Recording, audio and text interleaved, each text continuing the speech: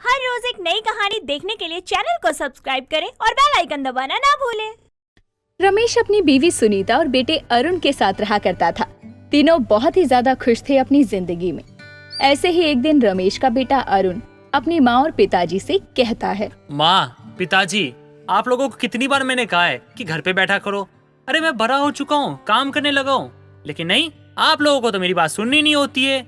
अरे मेरे बच्चे, अभी भी हमारे शरीर में जान है तो हमें काम कर लेने दे। वैसे भी काम करते रहने से शरीर स्वस्थ रहता है। एकदम सही कह रही है तुम्हारी माँ। मैं यही कहूँगा, जब तक हमारे शरीर चल रहे हैं तब तक हमें काम करने दो, बीमारियों से दूर रहेंगे हम। अरे पिताजी, आप भी माँ की तरह बातें करने लग गए। अरे मैं तो सोच रहा था कि माँ मेरा साथ दे ना दे, आप मेरा साथ दोगे, लेकिन आप तो माँ की तरफ हो गए। मैं तेरा साथ हमेशा दूंगा, बस तू हमें काम करने दिया कर। काम है तो हम हैं, वरना कुछ नहीं है काम के बिना हम लोग। ठीक है, तो कीजिए अपना काम, लेकिन हाँ, मेरा काम था आपको समझाना, लेकिन आपको जो सही लगे आप वही करना। क्या तय करना है? करना तो यही है बेटा। हम पहले से मजदूरी करते आए हैं तो अब भी यही किया करेंगे। मजदूरी के अलावा हमको कुछ और काम भी तो आता नहीं।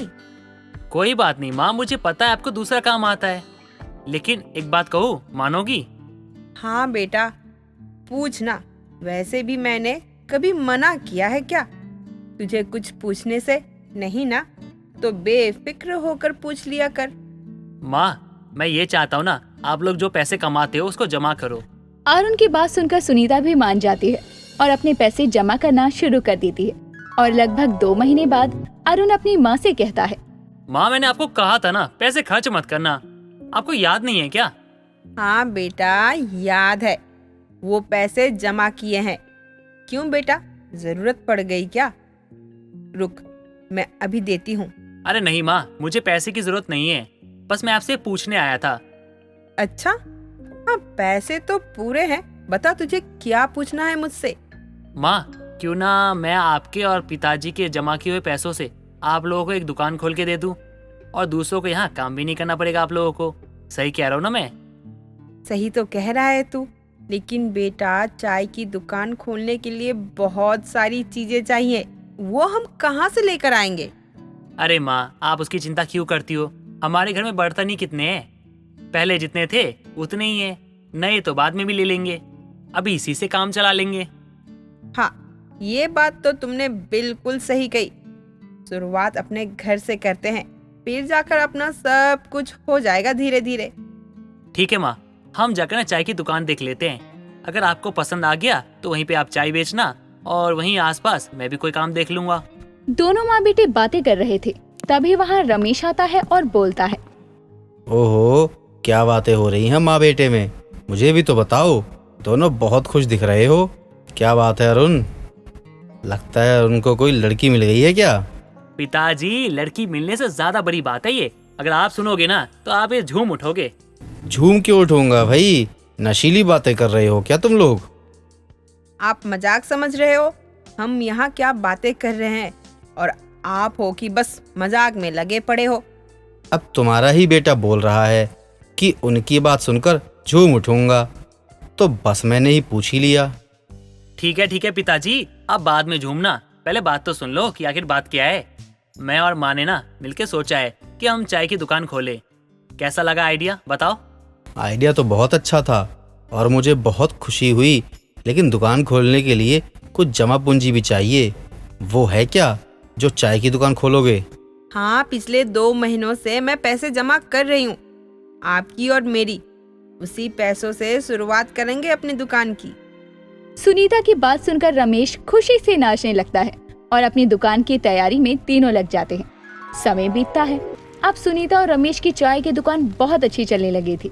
तभी वहाँ अरुण आता है और बोलता है, माँ, मैं जहाँ काम करता हूँ ना, वहाँ से ना चाय का ऑर्डर लेकर आया हूँ। 10 कप चाय तो बन जाएगा ना?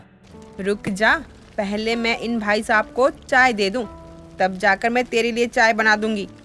हाँ माँ, ठीक है, जब तक मैं कोई दुकान का काम कर लेता हूँ। वैसे भी खाली कितना बैठूं, बोर हो गया हूँ बैठ कर। माँ बेटे मिलकर दुकान का काम कर रहे थे कि तभी वहाँ एक अमीर इंसान की कार खराब हो जाती है। दुकान का काम छोड़कर अरुण उस कार वाले के पास जाता है और उसे बोलता है। क्या हुआ साहब, कार में कोई परेशानी या दिक्कत है क्या? हाँ शायद, लेकिन अच्छे से नहीं कह सकता मैं। अचानक कार आकर यहीं रुक गई थी। क्या मैं देख सकता हूँ? वो क्या है ना, मैं एक मैकेनिक हूँ और ये मेरी माँ की चाय की दुकान है। जब तक आप एक काम कीजिए, मैं आपकी कार ठीक करता हूँ। आप यहाँ बैठ के चाय पी लो। मेरी माँ ना बहुत अच्छा चाय बनाती है। ठीक है, तुम तब तक कार ठीक करो, मैं यही गाड़ी के अंदर बैठता हूँ। ठीक है साहब। माँ, इन साहब के लिए ना एक गर्मा गर्म कड़क सी चाय बना दो।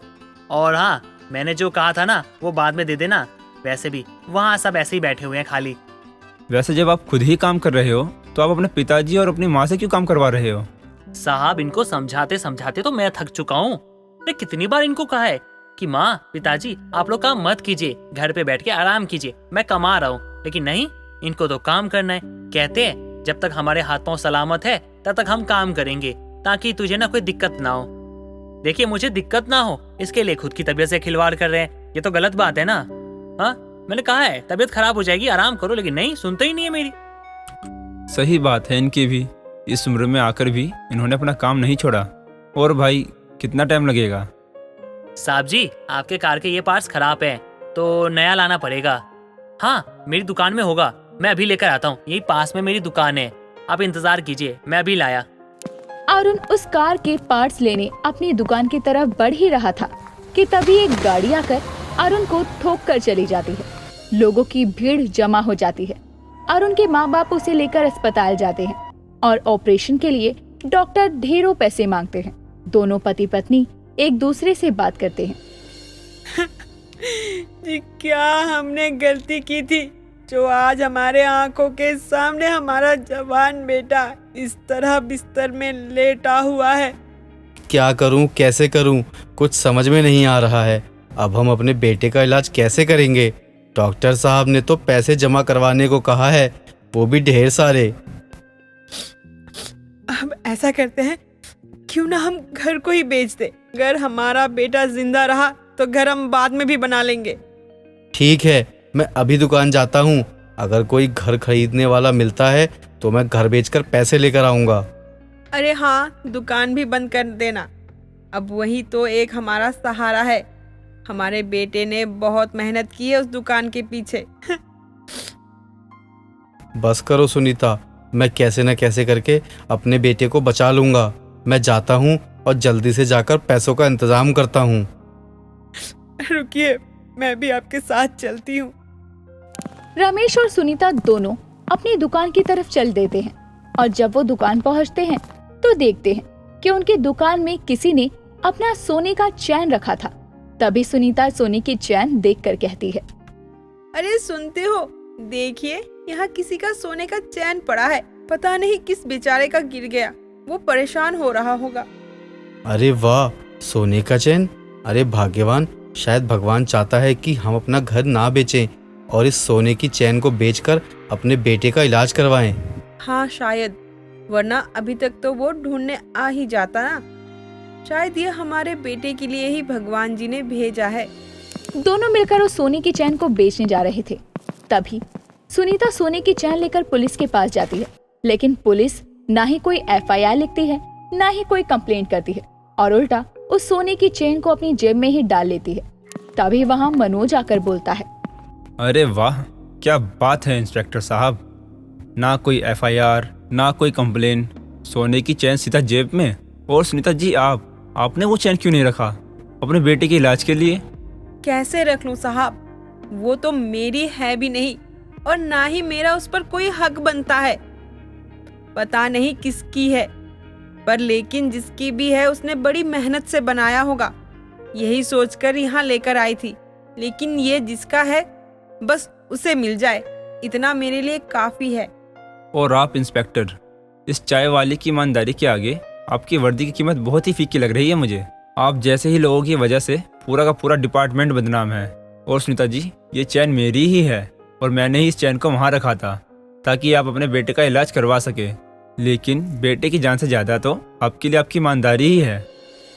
मनोज का दिया हुआ सोने का चैन लेकर सुनीता और रमेश दोनों अस्पताल जाते हैं और डॉक्टर को पैसे देते हैं। डॉक्टर अरुण का ऑपरेशन करता है और कुछ ही दिनों में अरुण घर आ जाता है। सभी अब मिलजुल कर चाय की दुकान पर काम करते हैं। दोस्तों, अगर आपको ये कहानी पसंद आई तो इसे लाइक करें, शेयर करें और कमेंट करके बताएं कि कहानी में आपको सबसे अच्छा क्या लगा।